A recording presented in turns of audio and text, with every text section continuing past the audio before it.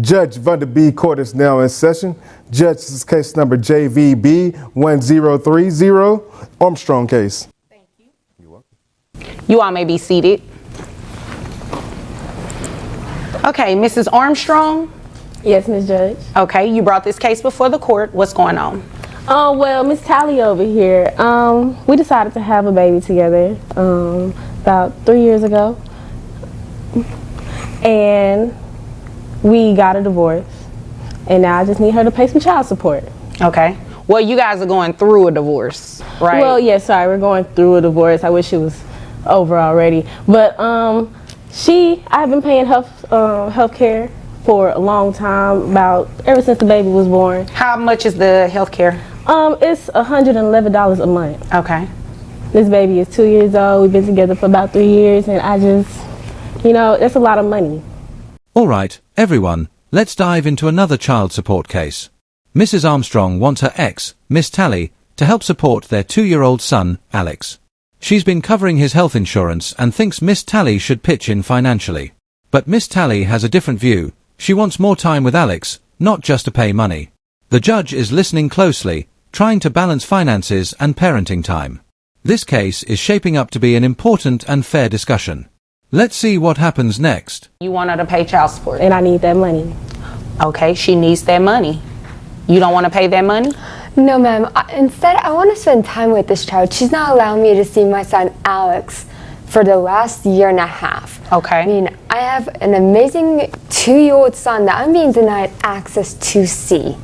And I do not believe that I should be paying child support. Rather than I should be able to spend time with my son and actively be in his life. Okay. Is there a reason you have not been allowing her to see Alex? Yes, ma'am. Is there a reason for that? Well, Judge, I feel like time is not money. And, Well, stop. Hold on. It's not money. But you would agree with me that she is the mother, right? Yes. Okay. And would you want for her to deny you access to Alex? Well, it would be It's a yes or no? No. Okay, then. So, you do not have a reason to not allow her to see her son. But she doesn't help me take care of my son. Now, financially, we'll get to that in a moment. She's not going to have a choice if the child is living with you primarily. Is that what's Correct. going on? Yes, ma'am. Okay. And how often do you allow her to see him at all? No. Okay. Now that's going to change today. You do not have any authority to do that. You do not have it both ways. You can't say, I want her to pay this money, but at the same time, I don't want her to see our son. It doesn't work like that. Well, once she starts paying me some money, then she can also start seeing the son. Well, they don't go together. Okay. But the possession to a child has nothing to do with paying child support.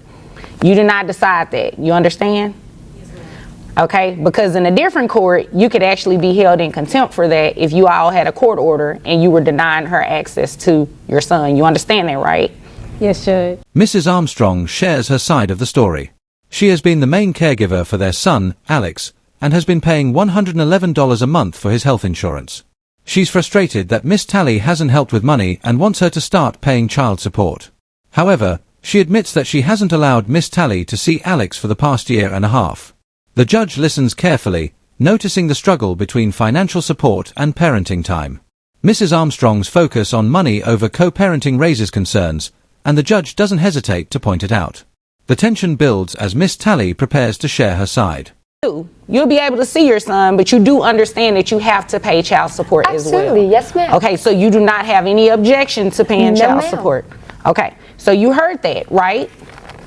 Okay, all right. So it seems like money is what's important to you, not necessarily her having a relationship with the child. That's right, right? Yes. And that's sad. And it's very sad that you admitted it. Okay, so you turned in some tax returns up here. I have your gross at $6,000 a year. And how many children? It's just Alex, It's right? just one. Yes, ma'am. Do you have any other children outside of Alex? No, ma'am. Okay. All right. So that brings your net down to $4,789.79 for one child. And then you do have to reimburse her health insurance because she's Absolutely. been paying it. You're okay with that, right? Yes, ma'am. Well, you don't really have a choice, so okay. Plus the 111 comes out to $1,069 a month. Okay. Yes, Okay. ma'am. All right. Do you have any questions about that? No, ma'am. Okay. Do you have any questions about that? No, ma'am, it's Judge. Okay. Why do you have this smirk on your face? Oh, I like those numbers. Judge Rhonda. Judge Rhonda. Sad. She's not going to have to come back in here and say, you know, she's not letting me see my child or anything like that, is she? So when she sees the child, do I have to be no. around? That's a no, because you're not going to do that, right? You're going to let her see the child. Do I Yes. have to be around her when she comes? She has to come pick the child up, like for a weekend. Yeah, however she picks him up.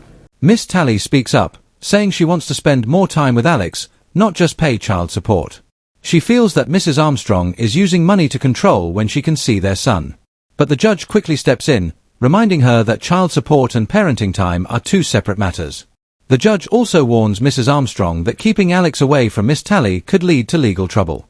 Miss Tally makes it clear that she's willing to help financially, but she also wants to be part of Alex's life. The tension rises as both parents struggle to find a solution.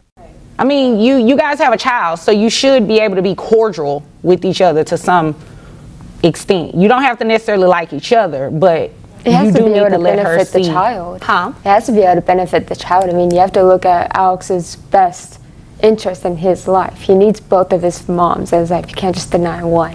What's the I agree least with that. of amount of time that I can let her spend with my child? You know what? We're not going to go there. You're going to let her see him, and that's the end of it. You have your money, right?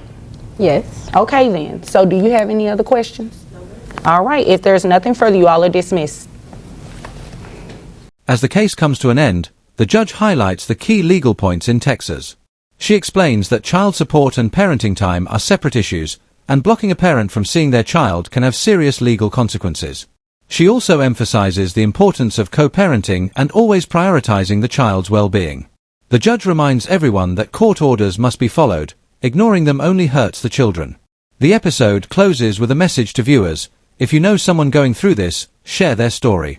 These cases shape kids' futures. With a mix of tough love and accountability, the judge's final words encourage parents to always put their children first.